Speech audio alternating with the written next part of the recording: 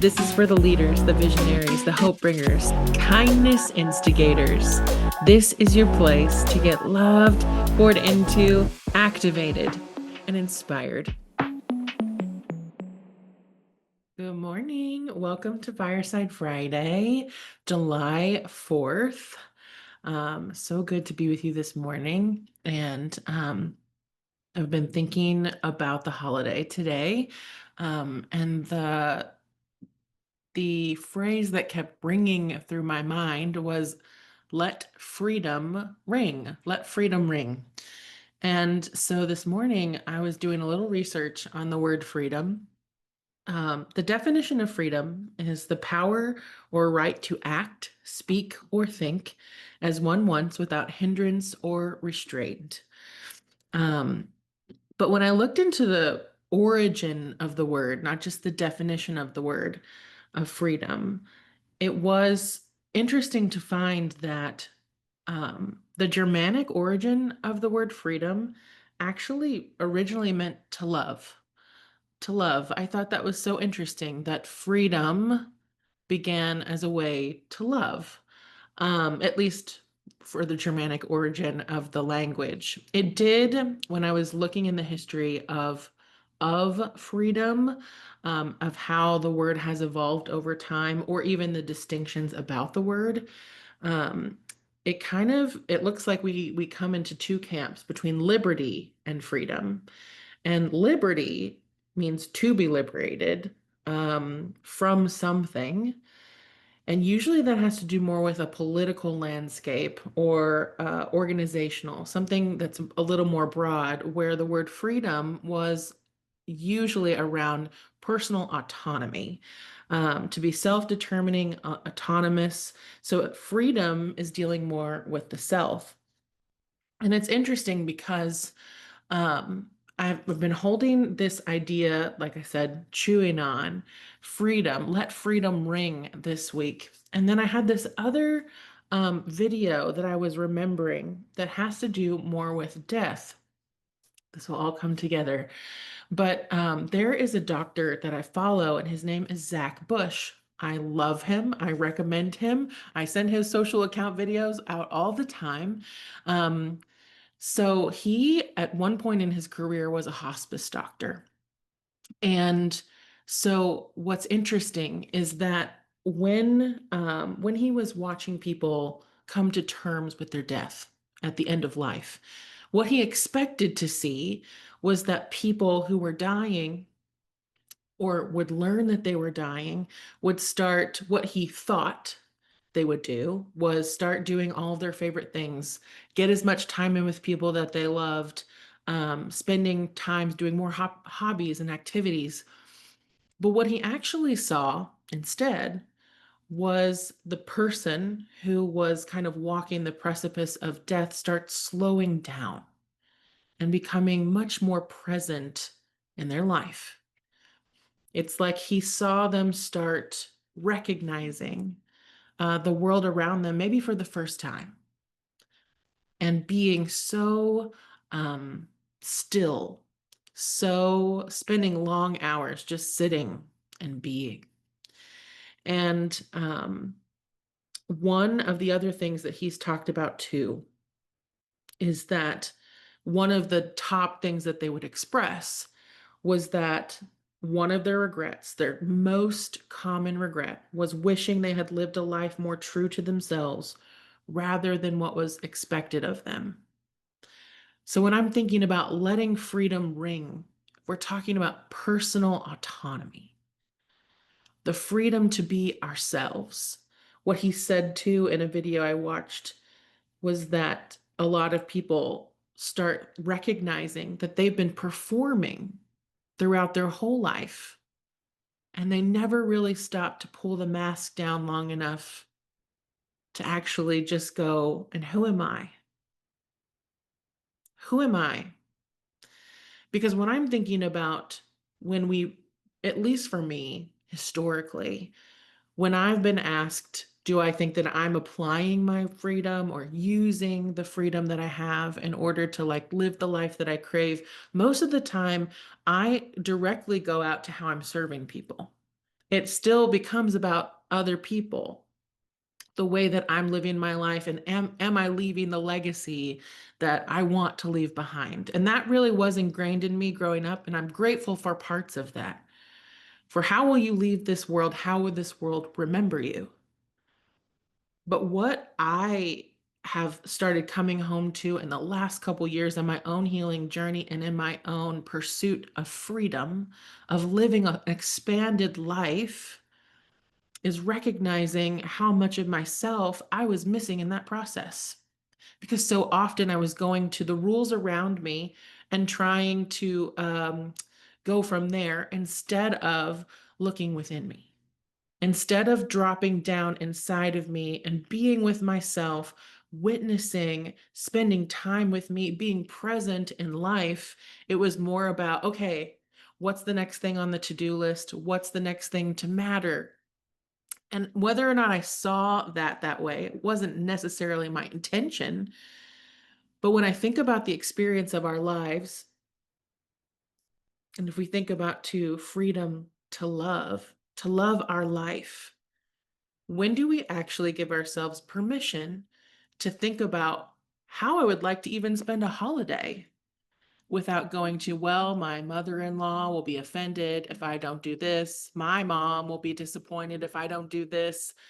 Because there are all these little invisible threads that we've built up of how to stay belonging to our community and to our families of origin. And so often we truly aren't letting freedom ring in our heart of hearts, because most often, again, especially as women, we have been taught to prioritize the desires and needs of those around us. But I wonder what it would look like if we started going, how do I want to spend this holiday? How do I want to feel today? Not even a holiday, but how do I want to feel today? What do I actually need and crave in this moment? What would it look like for me to experience true presence with myself, asking what I need, and then actually doing it, even when it feels silly, even when it feels unproductive? A lot of the times, too, the way that we've been trained up, even if we're, especially too, for entrepreneurs and business, one of the biggest things I see us doing is still trying to play the rules that we left into our business, because that's one of the ways that we think that feels normal. That was the scaffolding that we're watching around us. But this is one of the biggest truths I hope we continue to come home to in these moments of personal freedom, of personal liberation into the bigger whole, is that we left for a reason. And or if you're feeling the pull, like this system isn't working for me. So when we try to recreate the wheel here, why do we do that? It feels kind of safe, right? It's what we knew. But I think the bigger invitation is to go, and how would I do it? How would I actually like to feel in my life, in my business, in my pursuits each and every day? What does that look like? How can I actually tend and feed my soul so that when I'm out in the world, my freedom is bringing? It is activating, it is inviting people into a bigger, wider experience of their life. Because if you're here in this room or you're listening to the replay, that is something that you crave, to make an impact, to bring your own kind of magic into the world, to share more, to love deeper, wider, and a more full capacity. And that really does come back down into thinking about where in our lives we actually aren't liberated or free. Where are we not allowing ourselves to show up in the fullness of what we wish we could show up? And if there's something coming to mind for you right now, my challenge for you is to do that thing today, whatever that is. Maybe it's not even working. Maybe it's a lot of people may be off if you're listening to this today on the 4th, but maybe it's not. going with the plans that you committed to. Sometimes that's stretchy too, because we are women of integrity and deep conviction and conscientiousness. But what would it look like if those plans that you made or the plans you have coming up just don't feel aligned anymore? What would that look like to actually choose or create something that did feel aligned, fulfilling, expansive? Because here's what happens when we start liberating ourselves is that we give that same permission to other people. And sometimes it's really triggering. Sometimes it is going to upset people who are used to you operating in a specific way. That's okay. Their discomfort with you choosing the thing that expands you isn't about you. It's about them. It's about where they haven't liberated themselves. Because in true freedom, we don't judge other people. I mean, we don't have room for the judgment because we trust, hey, I trust I'm doing what I need to do for myself, and I trust that that's what's meant for you. I trust that that's what's meant for you.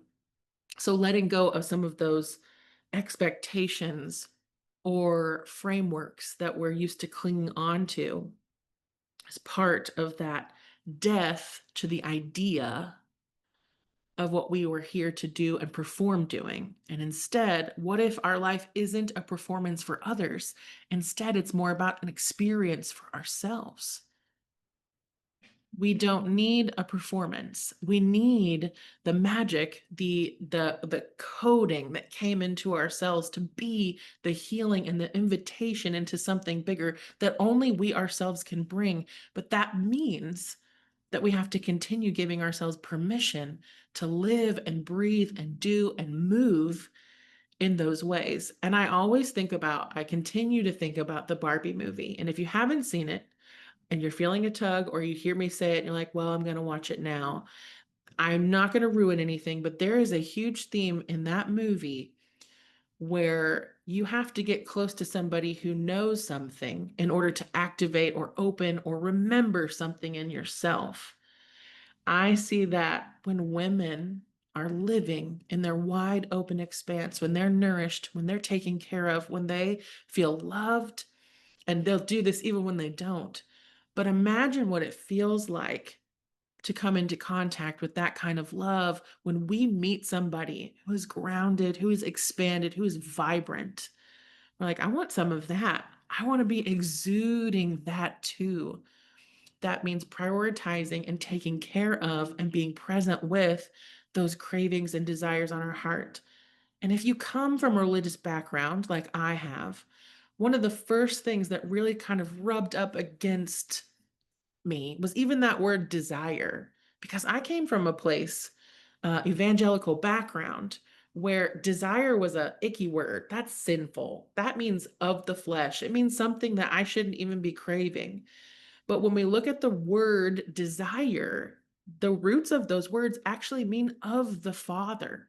When we go to a bigger picture and look at our lives around, well, actually, if I believe in an intentional creator, if I believe that I'm here for such a time as this, then wouldn't that creator also create me with specific things on my heart that might actually help me live into what I'm called here to do? Maybe those desires, those feelings of the fathers are actually meant for us, not something we have to pretend don't exist or wish would change, but instead become a beacon for or an invitation into. What does that craving of mine actually mean? What is this desire in me that I want more healing and love in the world? Why did I leave the things that I left? Or why am I feeling the pull to leave? Or even within the context, if you're not looking to leave a job or move or expand into something else, where in your role are you craving more freedom, more ways to actually engage what you wish you could do? Because I think, again, that creativity, that curiosity, those are all gifts.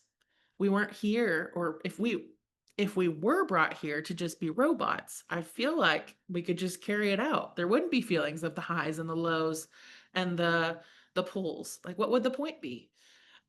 Because again, when we think about being a human being, how's my being doing? How do I feel in my presence with myself?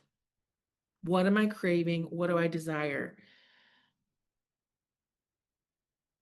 The other thing that came up for me this morning, which I was reminded of, and this again goes back to a kind of death, um, because anytime we shift or change or grow into the next iteration of who we are, it means that things that we agreed to before do have to die. Things do have to change.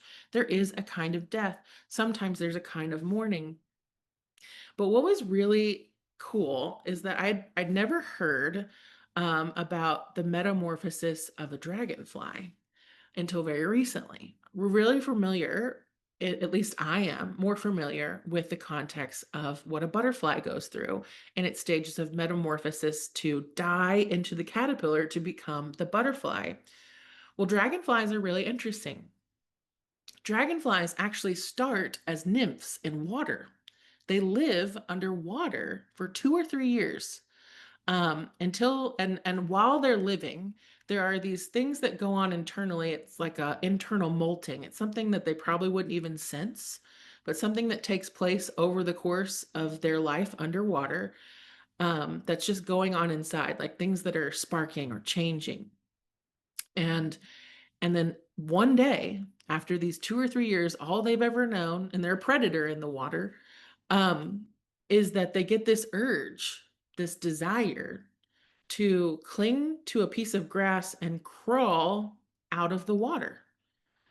And when they crawl up on this like stalk of grass or something that allows them to come above the water, I mean, imagine how like weird that has to feel to be like, I don't know, this is different. But when they start coming out of that water, when the sun starts to hit their bodies, it activates and triggers a very activating process. It takes 2 to 3 hours. So they've lived for 2 to 3 years. Now the sun is activating all of these coatings inside of them that have been changing. And that's that process where they sprout wings and they literally start to fly. We went from living this underwater place, and also they're very gray, when gray, black and white, or I'm thinking about even life. When they become this dragonfly, they become iridescent, colorful, vibrant.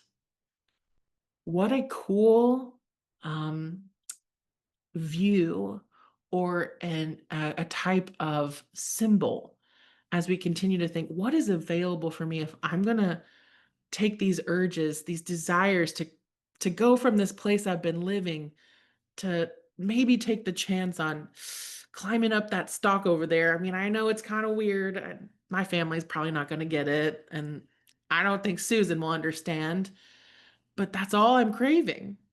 I wonder what would happen if I would just take that step, if I would just let myself off the hook to not do, be, or think or perform for anyone else, but accept, be bonded so deeply and so truly to the knowings of my internal soul.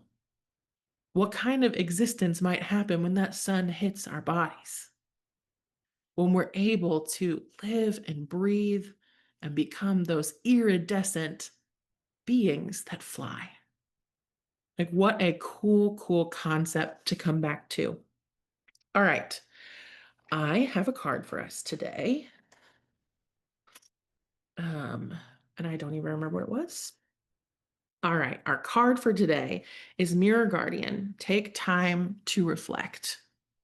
Take time to reflect. Take some time to reflect on your strengths and challenges and how far you've come. Recognize your gifts. Angels accept you just the way you are. Even when you are going through a challenging time, they still hold you in the highest esteem. The Mirror Guardian, a female angel looking into the mirror of life, invites you to witness your spiritual strength and beauty, to see yourself as angels do. The mirror represents the fact that your core beliefs and ideas are, in fact, what is reflected back to you by your world. Your life is one big mirror of how you feel within, and the mirror guardian helps you recognize that. When this card appears, you are being invited to take some time to see where you are right now. You are a beautiful being who has surmounted so many challenges and expanded in so many ways. Your angels are now guiding you to take inventory of your life, to take the time to note all of your recent experiences, the challenges you have surmounted, the strengths you have developed, and the lessons you have learned. Your angels want you to reflect on your strength, in particular, those aspects of yourself that you feel have not been acknowledged by others. Offer yourself approval where it's due, and know that when you give yourself credit, others will be able to as well. And this is really cool because there's a lot of angel talk in here, a lot of flying, dragonflies, angels, flight, taking a different perspective, a higher perspective. Um, and one of the things that I love too, the mirror represents the fact that your core beliefs and ideas are, in fact, what is reflected back to you by your world. So if the world around you isn't how you like it, how can we change it? How can we shift the ideas that we're holding, the beliefs that we're clinging to in order to pave a new way? And I started to say this earlier, but I truly do believe that the medicine that we're here to bring is really and truly just being ourselves. When we allow ourselves to live in the fullness and the wholeness of who we are, being present in this life, I think that's when we start really activating, instigating, and igniting the people around us in the ways that we crave. And that's truly too, if you take some time to reflect, the card's talking about looking at your life. Where in your life has that been true?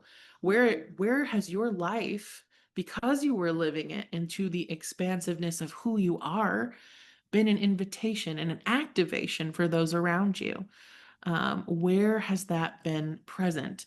Because often, too, when I do things that bring me outside of my comfort zone, but feel so, so aligned, I am always met with people thanking me. I'm always met with people saying, hey, thank you for saying that. Thank you for doing that. Thank you for showing up that way because it's meant this to me. It's helped me see this. And regularly too, because of my work, because I'm speaking so often into people's lives, I regularly hear from people. I hear your voice in my head. I didn't do this thing because I heard you telling me, or I took this leap, and that for me is still like it's always a confirmation, but it's such a gift. And again, here in this space, as healers, as people who want to love and leave ripples everywhere we are, the more that you step into the dragonfly, the better off the world will be. Thank you so much for being here today. I'll see you next week.